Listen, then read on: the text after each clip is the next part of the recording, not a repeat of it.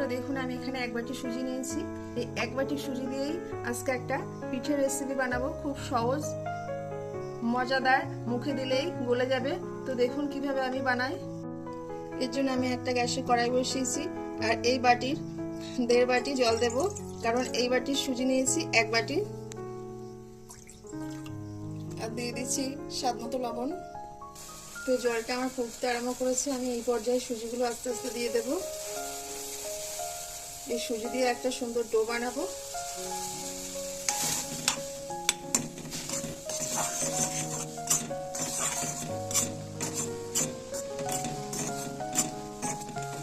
তো দেখুন সুজিটা আমার কিছুটা হয়ে গেছে সিদ্ধ, তো ডোর মতো হয়ে আসছে। এবার আমি নামিয়ে নেব একটা পাত্রে। তো আমি সুজিটা নামিয়ে নিয়েছি আর 1 চামচ ছোট চামচের ময়দা দিয়ে নিয়েছি। এটা দিয়ে আমি মাখিয়ে নেব, কারণ তাহলে ডোটা অনেক সফট হবে। যেহেতু এখন গরম আছে তার জন্য আমি হাত দিচ্ছি না, চামচ দিয়ে এটা মাখিয়ে নেব। একটু ঠান্ডা হলে হাত দিয়ে তারপর ভালো করে মাখিয়ে নেব।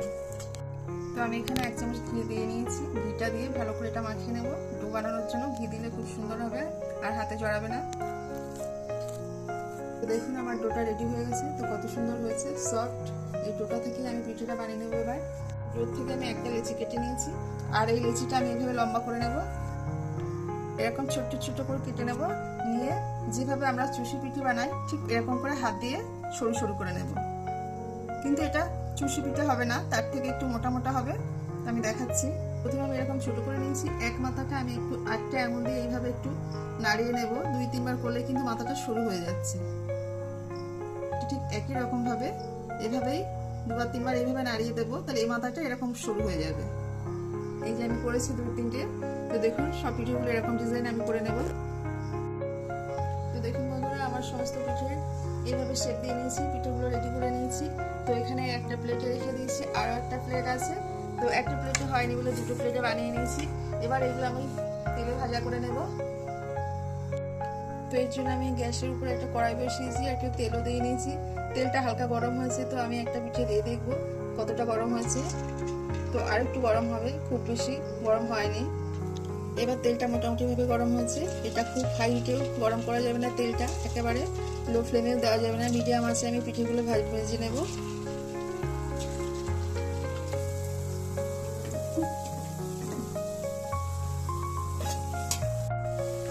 তো দেখুন বন্ধুরা আমার পিঠেগুলোর একটা কালার চলে এসছে বাদামি রঙের। আমি এরকম ভাবেই নামিয়ে নেব, আর বেশি কালার করব না। তো এগুলো আমি তুলে নেব, আর বাকি যেগুলো আছে তারপরে সেগুলো দিয়ে নেব।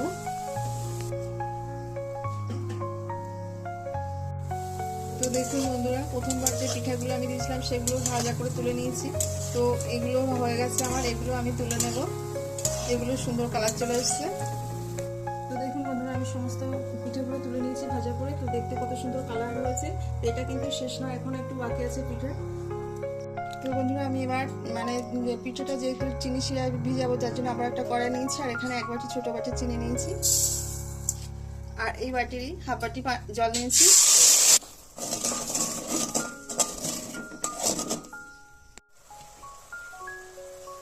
আর আমি দিয়ে দিচ্ছি 2টো এলাচ ফাটিয়ে। তো এই চিনি শিরাটা খুব বেশি পাতলাও করবো না, খুব বেশি ঘন করবো না, মাঝারি রকমের হবে। তো একটুখানি ফুটেছে, আর একটুখানি ফুটবে।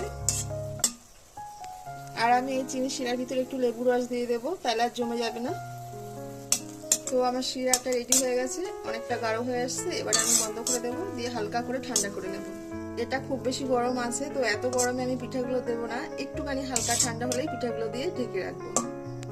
তো এবার আমি পিঠাগুলো দিয়ে দিচ্ছি, দিয়ে একটু নেড়ে ছেড়ে নেব।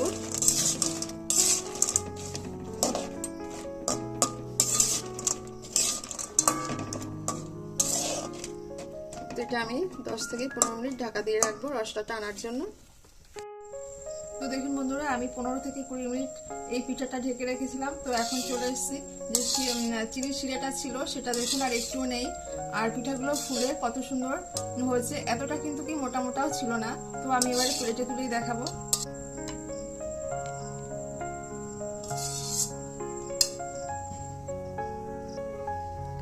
তো দেখুন বন্ধুরা, পিঠেটা কত সুন্দর দেখতে লাগছে, খেতেও কিন্তু এতটাই সুন্দর হবে, আর মুখে দিলে একেবারে মুখের সঙ্গে লেগে থাকবে। তো আপনারা যদি একদিন খান তাহলে এই পিঠে আবার বারবার খেতে চাইবেন।